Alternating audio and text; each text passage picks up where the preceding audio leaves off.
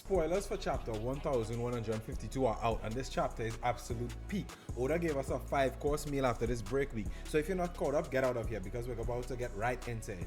It starts off with Gaban explaining to the group that the Holy Knights are not invincible, so Luffy must improve his Conqueror's Haki. This confirms to us that Conqueror's Haki is indeed the way to damage the Holy Knights, and that even Luffy, after splitting the skies against Kaido, still needs to improve his Conquerors. Gaban also says that there's more than one person who can use the ability in the Straw Hats. Sanji thinks he's talking to him, but Gaban talks to Zoro, and Luffy says that he knew that Zoro had it too. Now, depending on how you look at this is either the best or the worst thing to happen to the Sanji agenda.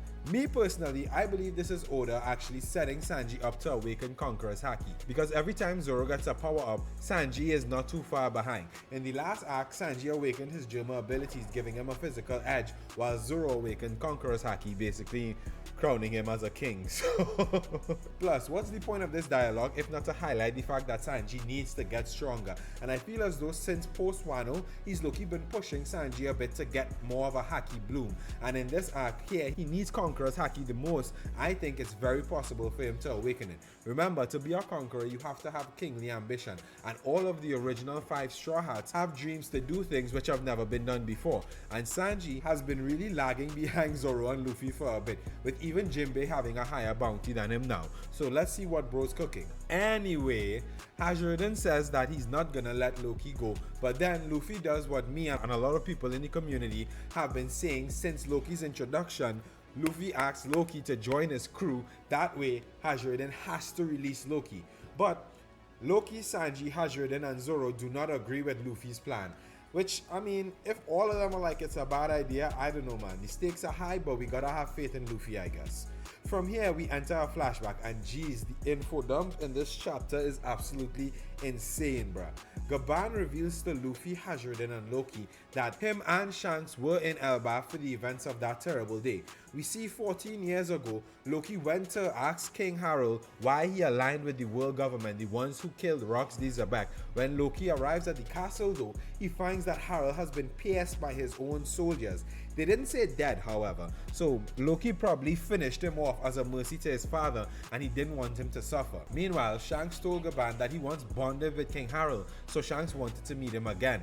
Then a mysterious figure stole the legendary devil fruit in Elbaf. Now, what if the legendary devil fruit that was stolen from Elbaf was in fact the Nika fruit? Elbaf is home to the legends of Nika, and after seeing the giant Straw Hat in Imu's dungeon, it could pinpoint to the last user, i.e. Joy Boy, actually being a giant, and instead of him using his fruit to grow, he used it to shrink himself down, which could have helped him gain allies across all races.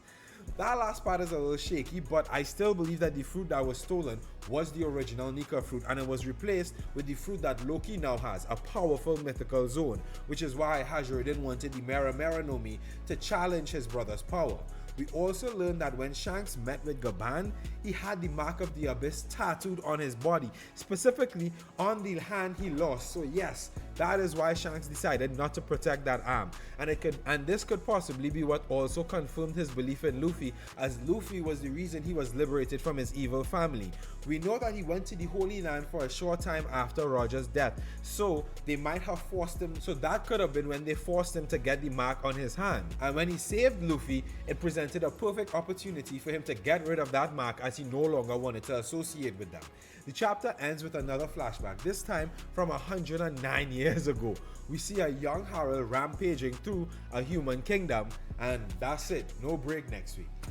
Honestly guys, this was an absolutely insane chapter. The amount of lore we got was mind-blowing in my personal opinion, and I just can't wait to see what we're gonna get next. Are we about to dive into a Kuma style flashback with Harold right now, or is this just gonna be a short like little segment to point at something that Oda's not gonna explain until how many more chapters? Either way, yo, peak, absolute peak. Let me know what you all think in the comments, bro. And if you all like the video, make sure and hit that like button and subscribe, bro, because I'm gonna be keeping up with One Piece until it ends. So y'all should definitely be here to see that. And you know, thank all you guys for watching. And until next time, peace out.